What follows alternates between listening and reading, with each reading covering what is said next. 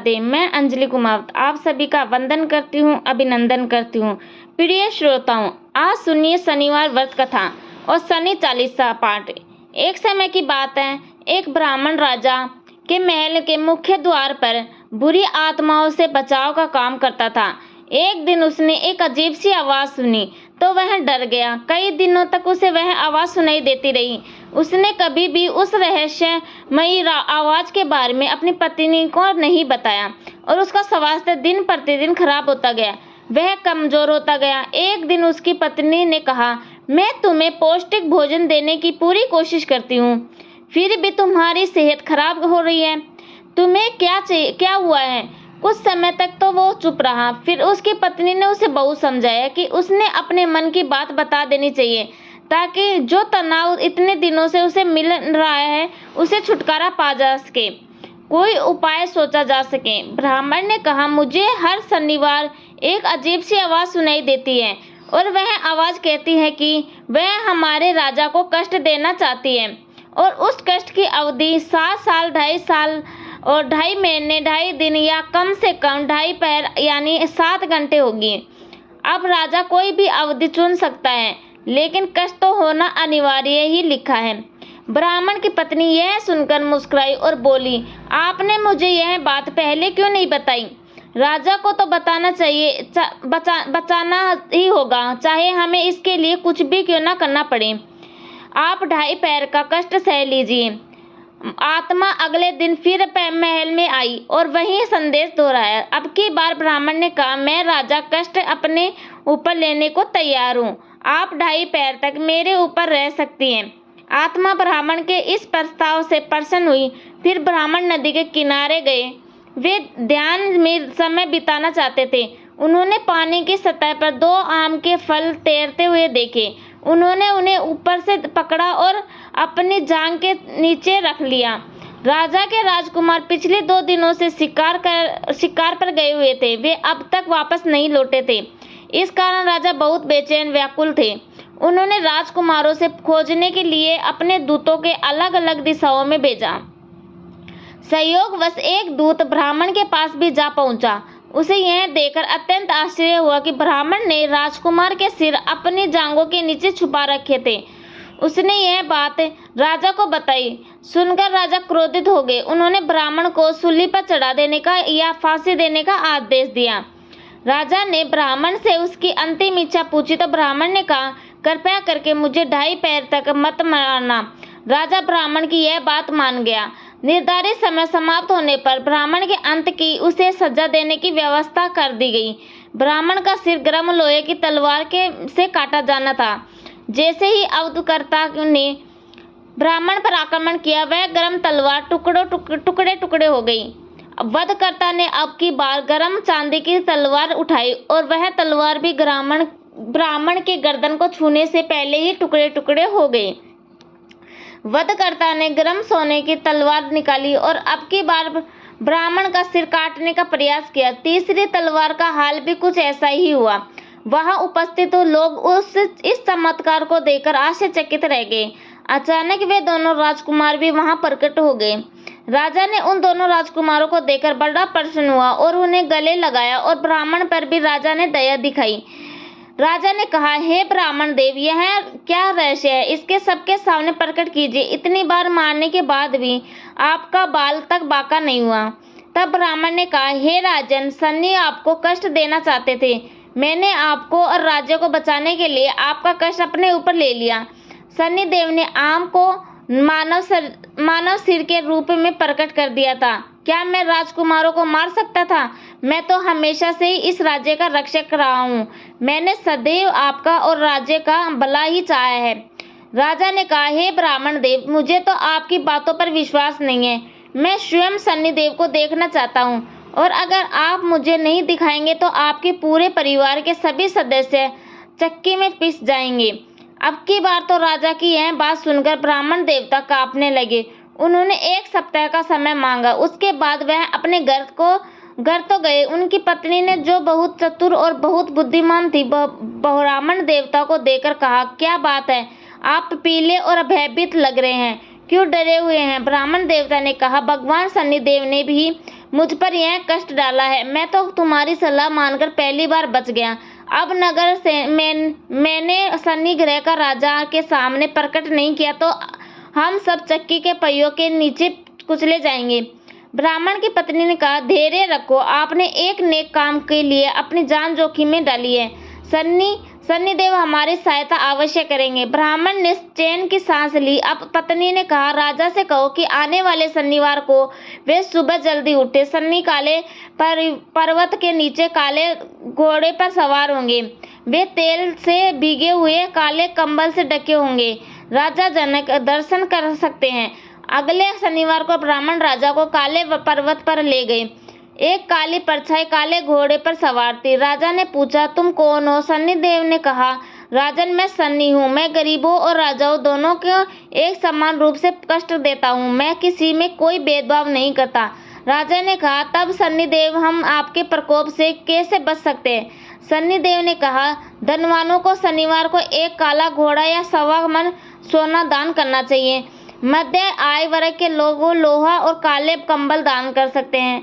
निर्धन लोग तेल लगी रोटी एक काले कुत्ते को दे सकते हैं। और भी निर्धन लोग एक पीपल के पेड़ में जल अर्पित कर सकते हैं और पीपल की जड़ में थोड़ा गुड़ रख सकते हैं। पेड़ को कच्चे सूत या कच्चे धागे से लपेट सकते हैं। सुनकर ब्राह्मण देवता ने कहा, हे शनिदेव, आप कृपया हमारे राजा को कष्ट मत दीजिए। राजा पर आपका प्रकोप अगर हुआ है तो हमारे नगर को भी प्रभावित करेगा।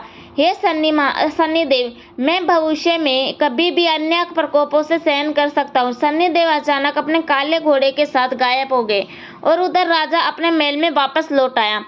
अब वह ब्राह्मण से बहुत प्रसन्न था, क्योंकि उसने साक्षात सब कुछ अपनी आंखों से देखा था। अब ब्राह्मण की पत्नी ने सारी घटना अपनी पत्नी को बताई तो सुनकर वह भी बहुत प्रसन्न हुई और इस प्रकार से राजा भी शनिवार के नियमों का पालन करने लगा। अब तो उसने पूरे राज्य में घोषणा करा दी कि हर कोई अपनी सामर्थ्य, अपनी श्रद्धा अनुसार शनिदेव का पूजन किया करे, ताकि शनिदेव के प्रकोप से बचा जा सके। आइए अब हम शनिदेव की दूसरी कथा भी सुनते हैं।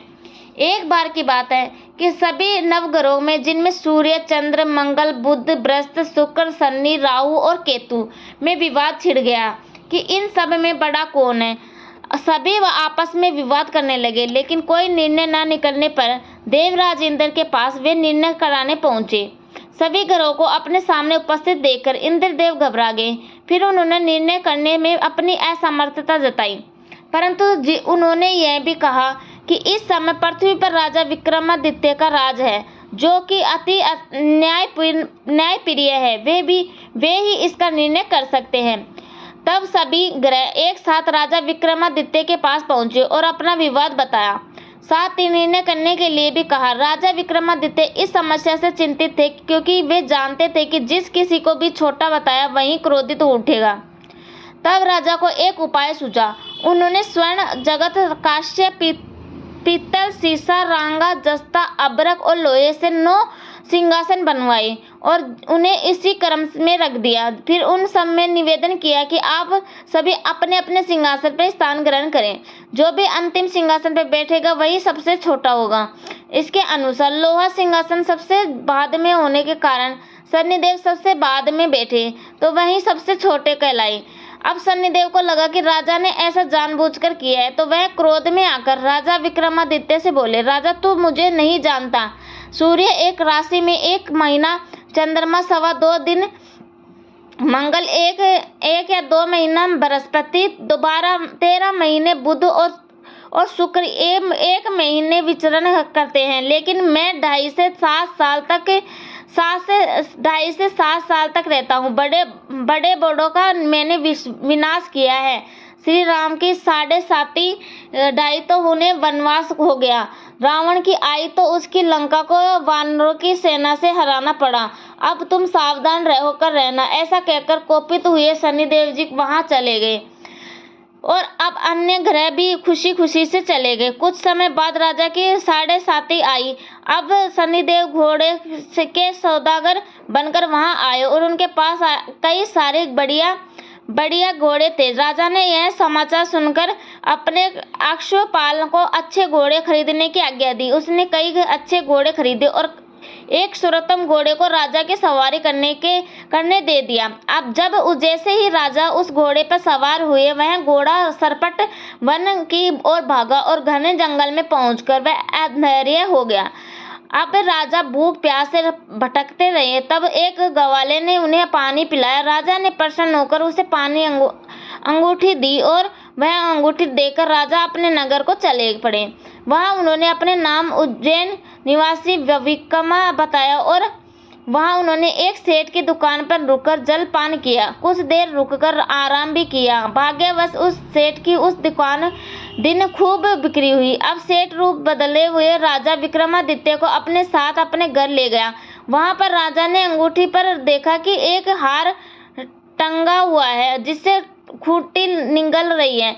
देखते थोड़ी देर में पूरा हार गायब हो गया। तब सेठ ने वापस आने पर देखा कि हार तो गायब है। सेठ ने समझा कि विक्का ने ही उसे चुराया है। फिर तो सेठ ने कोतवाल के पास उन्हें पकड़वा दिया और अब उस नगर के राजा ने भी राजा विक्रमादित्य को चोर समझकर उनके हाथ पैर कटवा दिए और नगर के बाहर फेंकवा दिया।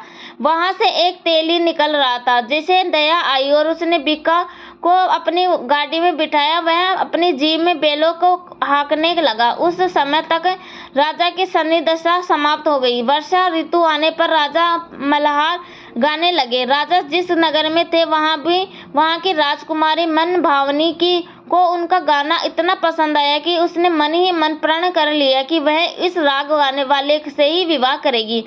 राजकुमारी ने दासी को राग गाने वाले को ढूंढने भेजा। तब दासी ने बताया कि वह तो एक चौरंगिया और तथा अपाहिज है, परंतु राजकुमारी नहीं मानी। अगले ही दिन वह भूख प्यास त्याग कर अनशन पर बैठ गई कि वह विवाह करेगी तो उसी से करेगी। बहुत समझाने पर भी जब राजकुमारी नहीं मानी तो राजा ने उस तेली को बुला भेजा और विवाह की तैयारी करने को कहा।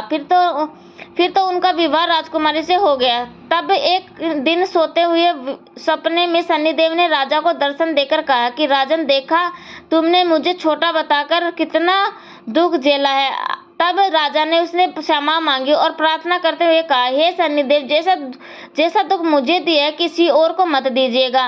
तब शनिदेव मान गए और कहा कि जो मेरी कथा और व्रत करेगा उसे मेरी दशा में कभी कोई दुख नहीं होगा। जो व्यक्ति रोज मेरा ध्यान करेगा और चींटियों को आटा डालेगा उसकी भी सभी मनोकामना पूर्ण होगी। और ऐसा कहकर शनिदेव ने राजा के हाथ पैर वापस कर दिए। इधर प्रातः काल आँख खुलने पर राजकुमारी ने देखा तो वह बड़ी आश्चर्यचकित हुई। तब विक्का अर्थात राजा विक्रमादित्य ने राजकुमारी को बताया कि वह उज्जैन के राजा विक्रमादित्य है। जानकर सभी अत्यंत प्रसन्न हुए। सेठ ने जब सुना तो वह राजा के पैरों पर गिरकर क्षमा मांगने लगा। राजा ने कहा कि यह तो शनिदेव का क्रोध था, इसमें किसी का कोई दोष नहीं है। सेठ ने फिर शनिदेव से निवेदन किया कि राजन, मुझे शांति तभी मिलेगी जब आप मेरे घर चलकर भोजन करेंगे।